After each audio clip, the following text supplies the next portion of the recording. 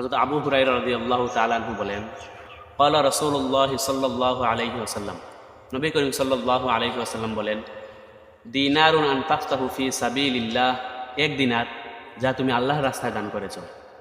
ওয়া দিনারুন আনফাকতাহু ফি রাকাবাতিন, এবং এক দিনার যা তুমি কৃতদাস মুক্ত করার জন্য ব্যয় করেছো। ওয়া দিনারুন তাসাদ্দাকতা বিহি আলা মিসকিনিন, এবং এক দিনার যা তুমি কোনো মিসকিনকে দান সদকা করেছো। ওয়া দিনারুন আনফাকতাহু আলা আহলিক, এবং এক দিনার যা তুমি তোমার পরিবার পরিজনের জন্য ব্যয় করেছো। আযমুহা আজরাল্লাযী আনফাকতাহুম আলা আহলিক, সেসবের মধ্য থেকে নবী করিম সাল্লাল্লাহু আলাইহি সাল্লাম ওই দিনারকে বেশি প্রাধান্য দিয়েছেন যেটি তুমি তোমার পরিবার পরিজনের পিছনে ব্যয় করেছো।